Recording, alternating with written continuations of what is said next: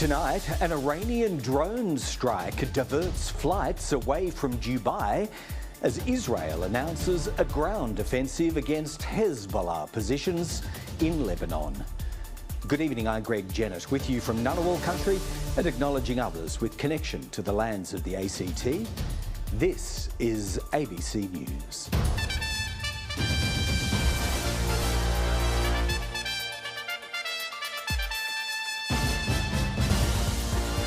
Also tonight, a fifth member of the Iranian women's soccer team chooses to return to their home country after withdrawing an asylum claim. Also tonight, experts warn Australians should prepare for the possibility of fuel rationing as panic buying exacerbates shortages.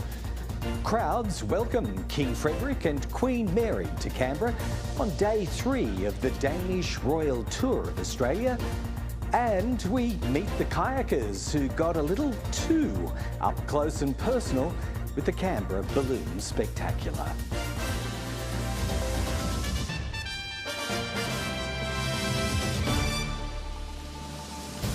Israel has announced it's begun what it's calling a limited ground operation against Hezbollah in southern Lebanon. It comes as Iran rejected Donald Trump's claim that the regime is ready to negotiate an end to the conflict. And flights were again temporarily suspended out of Dubai. Flames near the tarmac. A drone hitting a fuel tank at Dubai's airport, forcing flights to be suspended yet again. The attack followed another round of US and Israeli airstrikes against Iran. These residents returning to their Tehran home several days after it was hit, to find there's little left. Here on the floor below, we had one child, a 1-month-old. Thank God he was able to get out safely. Another woman in the capital told the ABC she's still hopeful the country's leadership will be toppled.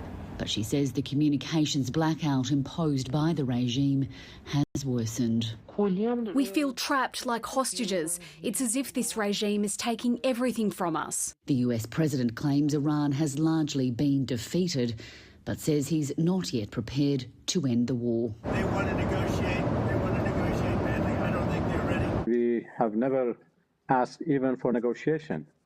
We are ready to defend ourselves as long as it takes.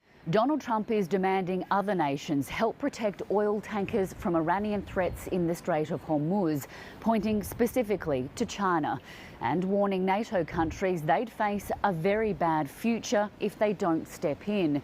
The Australian government says it's not been asked to get involved and doesn't plan on doing so. Iran has fired hundreds of missiles at Israel since the conflict began. The Israeli foreign minister denying reports that his country is running low on interceptors that defend against them. As Benjamin Netanyahu mocked rumours of his own death following online speculation that recent footage of the Prime Minister was AI generated. We are doing things striking Iran very hard, even on this day. In Lebanon as well, we continue. Hours later, the Israeli military announced it had started what it's calling limited and targeted ground operations against Hezbollah targets in southern Lebanon. Israel's assault against the Iranian-backed group is estimated to have displaced more than 800,000 people. With shelters full and storms setting in, this family of 7 is taking cover in a truck. We're putting tarp over it because we're soaked with water. I just want shelter for me and the children. Trying to protect the youngest victims of war. Catherine Diss, ABC News, Jerusalem. The federal government claims it did everything it could to help the Iranian women's football team after a 5th player withdrew her asylum claim. Campaigners say they fear for their safety when they get home, while the opposition has criticised the Home Affairs Minister for the publicity surrounding the story. Atife Moradi knows the Iranian regime's playbook well. She played for her home country's national league before moving to Australia and says her every move was tightly controlled. All the time they are telling you to keep your hijab on, roll your sleeves down, don't do makeup. They put pressure on you that you shouldn't do this, do that, or even... Otafe knows some of the players and is heartbroken a fifth woman has left Australia after withdrawing her claim for asylum. She claims they were pressured to change their minds by a team staff member who also left on the weekend. And she fears the two remaining players are also under pressure. I have been for some time trying to get in touch with one of them, but they say that because they are under watch, I can't talk to them right now. While the opposition's backed the offer of asylum, it's criticising the government's approach. The government should have done everything it could not to make a massive song and dance about what had been achieved for and with these women. It is, at the end of the day, their choice, and they have made a different choice, and we have to respect that as Australians. International media with ties to Iranian expat communities are reporting that the players were coerced into returning to Iran and that they were played audio messages from families pleading that they go back. But government sources say there's no evidence that an individual in the team staff was involved. But for many, the main concern is what happens now. They could put them in jail and cancel all their matches, not allowing them to play football any longer. Which would be the last thing any sports fan would want. Nasim Khadem, ABC News. Experts say Australia should prepare for the possibility of 1970s-style fuel rationing. With the war in the Middle East currently taking out 1 in 5 barrels, motorists are also being urged to stop panic buying as it's making shortages even worse. Daniel Ziffer reports. Sky-high prices in Darwin, queues in country Victoria. We're putting a truckload in, and by the time we turn around and go back, that load is gone the next day. Even after the release of reserves to deal with the pressure on supply caused by the Iran conflict, we're vulnerable. We've very much relied upon global fuel supplies and have been a little bit complacent. Australia imports about 90% of oil used in this country. The government says we have 29 days' worth of jet fuel, 30 days' worth of diesel and 37 days' worth of petrol, which will go down when the emergency stockpile flows through to fuel companies. Experts say it's more like 20 days of jet fuel, 25 of diesel and 26 of petrol. The OECD recommends about 90 days. New Zealand has around that, and we're obviously way off. Now, a world market with 20% less fuel available because the Strait of Hormuz is effectively shut. So we will have to adjust our fuel consumption and how we do things in this country. There are no current plans to ration fuel. They're doing their best endeavours. They've got cargoes coming. They've made some changes at the refinery. So look, the suppliers are doing everything they possibly can. In the late 1970s, supply shortages and price spikes caused by another conflict in the Middle East led to rationing here. You could only fill up every second day. Officially, today was for the even numbers. A survey of dozens of Sydney stations revealed that only 1 in 4 was open for business. At this stage, retailers aren't concerned about their future supplies. Any potential restrictions are going to come down to how long this conflict lasts, and that's a question no one in Australia can answer. Daniel Ziffer, ABC News. Crowds turned out in the nation's capital today to greet the Danish monarchs as they continue their Australian tour. It was another busy day for King Frederick and Australian-born Queen Mary, who head to Melbourne tomorrow. Rolling in royal fashion and greeted by hundreds at the Australian War Memorial. She's an Australian icon, I think. I can't believe that we've got an Australian queen. Pretty exciting. I mean, I've never met a royal, so first time. The King and Queen pressed the flesh for the first time this royal tour. Nice to meet you. Hi. The chance to meet the royals. Hi, Georgia. Attracting even the youngest of monarchists. I said, hi, it's my 10th birthday, can I please get a picture? And she said, oh, happy birthday, and of course you can get a picture.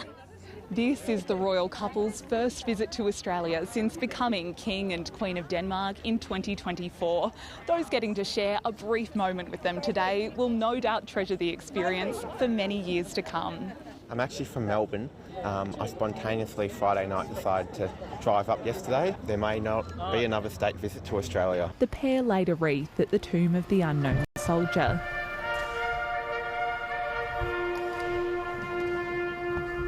And left poppies for 2 airmen killed in action over Denmark during the Second World War. Then it was down to business at Parliament House. Last night they were guests of honour of the Governor-General, the King reflecting on meeting Tasmanian-born Mary during the Sydney 2000 Olympics. Australia has held a very special place in my heart ever since I slipped into that bar.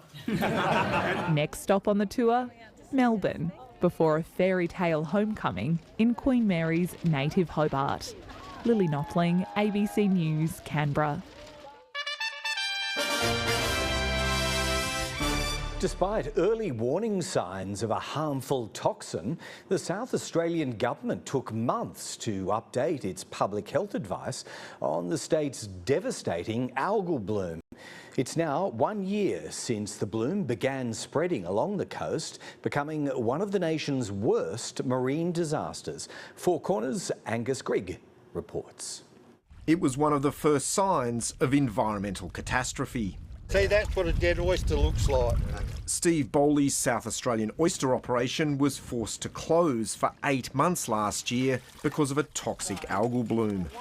His farm is back up and running, but the impacts of the bloom on marine life haven't gone away.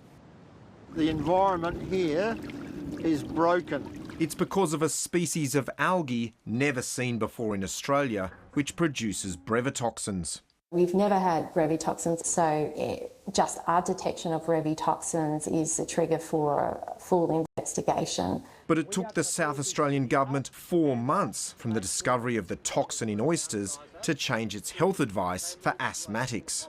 One thing that's more important than speed is getting it right, particularly when we're talking about public health measures. In Adelaide South, Kerry Sutton says she was successfully managing her chronic lung condition before the bloom. Now, if I go outside and doesn't even have to be much of a breeze, the eyes start, the lungs are really tight. The state government denies her symptoms are directly linked to the algal bloom and says they aren't consistent with the published literature. You don't have any faith in the government, do you? As experts predict climate disasters will become more frequent and intense, this algal bloom is a warning to the nation. Angus Grigg, ABC News. Australians could face poor health outcomes for decades following a regulator's decision to delay a transition away from lead plumbing products. Businesses who invested in lead-free products say they're now commercially disadvantaged and are calling on the regulator to reverse its decision. Norman Anderson has spent the last 3 years getting rid of any plumbing products containing more than 0.25% lead. Overall, we've probably spent about $100K just in making the change, especially with a lot of man hours. In 2023, the Australian Building Codes Board gave the industry until May this year to phase out the old pipes, which can contain between 4.5 and 6% lead. But in December, the goalposts were changed and the deadline was extended until 2028. Mr Anderson says it's a get-out-of-jail-free card for big businesses who didn't prepare. It's not fair at all. They've had time enough to get ready. The Victorian government says it will stick with the original deadline of May this year, but experts say any delay could put Australia's drinking water at risk for decades. Plumbing fittings that will stay in our buildings, our childcare centres, our aged care centres for 20, 30, 50 years. Personally, I'd be very worried if I had lead plumbing products in my home. Lead can leach just very slowly into the water supply over many, many years. New Zealand is enforcing the change from May this year. The UK, USA and Canada enforced a similar standard over a decade ago, and the EU is expected to implement even tighter restrictions from December. The Australian Building Codes Board say its decision is final, made in light of a strong demand for more homes. But some traders are concerned there could be further delays, all in the name of bailing out big business. If we get to May 2028 and The stock hasn't been used. Will we delay again? You'd really hope not. Feeling the heat after an unwanted delay. Charlotte Wilkes, ABC News, Ballarat. Australia's Hollywood hopefuls have walked away from the Academy Awards empty-handed. Rose Byrne and Jacob Elordi stunned on the red carpet, but both missed out on the golden statue. Action thriller One Battle After Another took home a swag of awards, including the prestigious Best Picture, while another favourite was snubbed entirely. A red carpet awash with Aussies, familiar faces and some of Hollywood's freshest. The Academy Awards, an opportunity for La La Land to celebrate. Not because we think all is well, but because we work and hope for better. And make a statement or two. No to war and free Palestine. Brisbane's own Jacob Elordi was nominated for the first time, but he missed out to One Battle After Another's Sean Penn. Sean Penn couldn't be here this evening, or didn't want to. His work in Frankenstein, though, didn't go unnoticed, the film picking up 3 statues. My mate Jacob Elordi, who sat for 400 hours in the makeup chair during filming. It was then one Oscar after another. One battle after another. One battle after another. Sweeping 6 awards from 13 nominations, including Best Picture. The Oscar goes to One Battle After Another. And for the first time in the Academy's history, casting. Cassandra Kulakunda. Hamnet's Jessie Buckley beat Rose Byrne for lead actress. This is... While Sinners' Michael B. Jordan took home the gong for lead actor. I stand here because of the people that came before me. Sports drama Marty Supreme was snubbed, the team leaving empty-handed. K-pop Demon Hunters made history with its original song. Growing up, people made fun of me liking K-pop, but now everyone's singing our song. While some of the big screen's most beloved were memorialised in an emotional tribute. What fun we had storming the castle. A night appreciating the arts and the escape it provides. Melissa McKay, ABC News. To finance now, and the local share market fell again today as anxiety, but not panic, continued to grip global investors. Here's Alan Kohler. The ASX All Ordinaries Index has fallen 6.8% since February the 27th, the day before the United States and Israel attacked Iran. So not yet a correction, which would be 10%. But it's probably fair to say that investors have their fingers poised over the sell button, with their eyes and ears glued to the Straits of Hormuz. Today's action was a bit like most days in the past couple of weeks. Energy stocks up, miners down, and today retailers caught a bid as well. But I think we can also say that investors are still pretty confident the war and the closure of the Persian Gulf won't last very long. This graph compares this energy shock with previous ones in terms of supply disrupted, not price.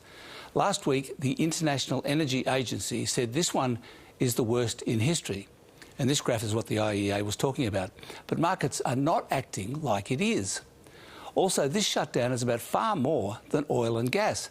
It involves about half the seaborne trade in sulphur, more than a third of the methanol, urea and fertiliser, and a fifth of the phosphate and ammonia. But most of the attention is on energy, of course, and specifically fuel.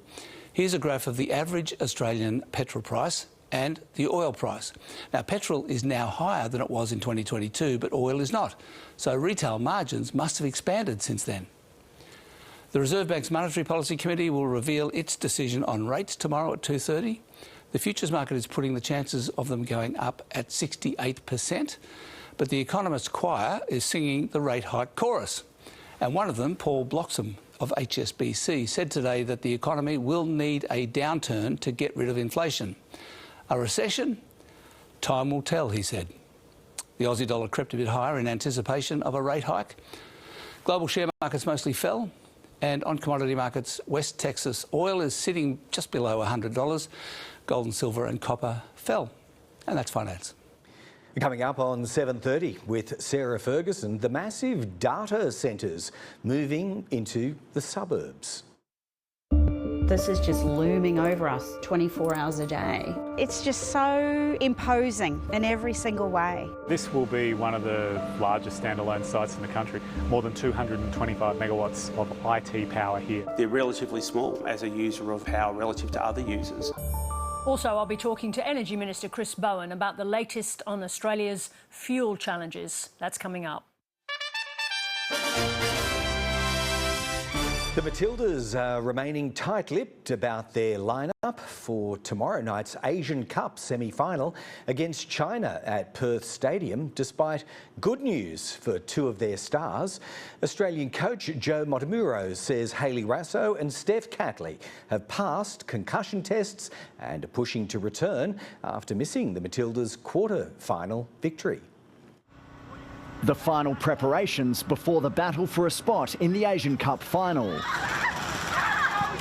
In a sight sure to please Matildas fans, Hayley Raso and Steph Catley joined their teammates at training after missing the quarter-final with concussion-related issues. But it remains to be seen whether they'll feature in the semi-final against China.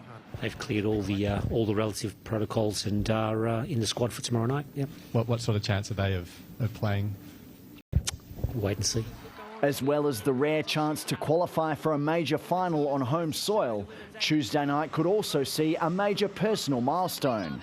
If she plays, Emily Van Egmond will overtake Claire Polkinghorne for the most appearances for Australia for the men's or women's team. A lot of the girls who are here today in the squad have been a part of my career since the start, so it's obviously really special. But again, for me, I think what will cap off the night will be getting that win. I said to her the other day, I think you're one of Australia's most talented footballers, and I still believe that. In Australia's way is a China team that has won every game and conceded just one goal at this tournament and is coached by a familiar face, former Matildas coach Ante Milicic. Had great memories from my time there, but ultimately now I'm enjoying this journey now with China. It's been so enjoyable for me. I'm a better coach, better person. The players look set to face hot conditions with the forecast temperature in the low 30s for kickoff. Blake Kagi, ABC News. Celebrations are continuing for South Sydney winger Alex Johnston after his record-breaking night in the NRL. The league's all-time leading try scorer has now been immortalised in bronze. Alex Johnston did the honours at South Sydney's training base, unveiling a statue made in his honour. Along the way, there's been a few fans, that have shit on me. There's been a few coaches that have shit on me, the media shit on me, and now the pigeons can shit on me. Let's go. Johnston created history on Friday night, scoring twice against the Roosters to take his tally to 213 tries, passing Ken Irvine's record from 1969. Just run, faster, faster, faster. And then basically once I dove, then it all just hit me pretty quick. The moment sparked wild scenes at Sydney Football Stadium, with fans flooding onto the field to celebrate. That 10-20 seconds I was on top of the world. When I got put back down and everyone was trying to get a piece and legitimately thought I was scared for a second. While Johnston celebrates in Sydney, there are concerns in Brisbane. The Broncos are still searching for their first win of the season, with captain Adam Reynolds in doubt for Friday night's trip to Melbourne with rib cartilage damage. We know we've got the footy in us, but we just got to put that switch on mentally. The Dolphins are up and running, coming from 14 points down to beat the Titans. He's done it, the hammer! The kick for Katoa! Takes the Dolphins to the lead. But Newcastle's win over Manly has been soured by injuries. Kalen Ponga will be out for 6 to 8 weeks with a hamstring strain, and Dylan Brown about a month with a knee injury. Sam Yeoman, ABC News. Sydney star Errol Goulden will miss most of the AFL season in a major blow to the Swans' premiership ambitions. The midfielder dislocated his shoulder during Saturday night's win over Brisbane. He'll have surgery this week and is set to be sidelined for about 4 months. Isaac Heaney suffered hamstring tightness, although the severity of that injury is unclear. Meanwhile, Collingwood is challenging a one-match ban handed to veteran Scott Perry Pendlebury for this high bump on Adelaide's Josh Warren. Two kayakers whose close encounter with a hot air balloon in Canberra has gone viral online insist they haven't been deterred from getting out on the water. And while both escaped injury, pilots say the incident is a timely, if not obvious, reminder of the importance of staying out of the way of aircraft close to land or on a lake. It's not every day you get knocked out of your kayak by a hot air balloon. Taking some selfies, and when we turn our back, we say like, "Ooh, some hot air balloon, actually they're coming to us. This looks really nice." So we're really excited, saying, "Oh, you're going to fly over here at the bus." We started paddling really fast, but in the end it was too slow anyway, too late. They're not the first basket case. Balloons and boats have had a few bingles on Lake Burley Griffin, but it's a big part of Canberra's balloon spectacular. While landing up in the lake is an accident, landing on it is often not. The Galbraith family are known for towing hangers-on and say it's not as easy as it looks. It's a real skill. So when you approach the lake, if the lake's glassy, you get a double image, and so you appear to be twice as far away from the bottom of the lake as what you are. Ballooning is like three-dimensional downwind sailing, and there's no brakes.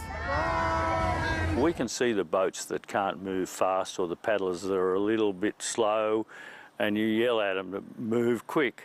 A general rule is to stay to the left, right or behind a balloon, but not in front when it's trying to land, because there's also no steering. But for new and experienced pilots and paddlers, there's nothing like it. Third floor SUPs and paddling equipment. Even if you do get a bit wet. I don't know how can I explain to my wife. So like, "Oh, I just go kayaking, got hit by a hot air balloon." Proof that you can't always have your kayak and heat it too. Lish Fayer, ABC News, Canberra. Glad to hear they're up for a reappearance on the lake soon.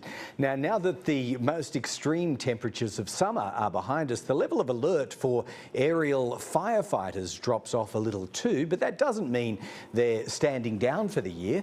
Jennett of Griffith was one of many who watched the water bombing demonstration as part of Skyfire, although we add that the wall of water was kept well away from the actual fireworks on the night. We started with a low of 10 today and reached 27 degrees in Canberra. A light sprinkling of rain fell at the highest altitudes, but otherwise dry in our region. Albury peaked at 31, Goulburn 29, 25 in Cooma. Maruya was cloudy and also 25. Southern capitals were cool, cloudy and in Adelaide's case wet. 21 the top there, 20 in Melbourne, a chilly 16 in Hobart. Sydney was mostly sunny and 28. Brisbane had light rain and was also 28 today. Almost all of Queensland north of Brisbane has more rain bearing down on it for the rest of the week. The other significant blob of cloud in the south is being pushed onshore from the Bight. It's worth keeping an eye on the low that's out in the Coral Sea. There's some possibility that it could develop into a tropical cyclone by the end of the week. Tomorrow, more showers could hang around Melbourne with 21 the expected high, 26 and dry in Adelaide, 31 on the way for Sydney. Brisbane's heading for 29 and significantly hotter over in Perth. It's going for 35 tomorrow. Rains on the way into southern New South Wales, most likely through the late morning and into the afternoon. So Cooma could be in for up to 6 millimetres, bigger anywhere up to 15 and a high there of 24 degrees. Falls would be lighter to the west of the Brindabellas. Wagga Wagga's expecting a top of 25. The Bureau gives Canberra about a 50% chance of a couple of millimetres at most likely in the afternoon. We could be in for a later thunderstorm too, 24 the top tomorrow. These are your sunrise and sunset times. Then the pattern of tomorrow looks like setting in. Showery and maybe stormy days continuing for most of the week. And that's all from our Canberra newsroom for this Monday evening. Stay with us for 7:30 with Sarah Ferguson. Until tomorrow, good night.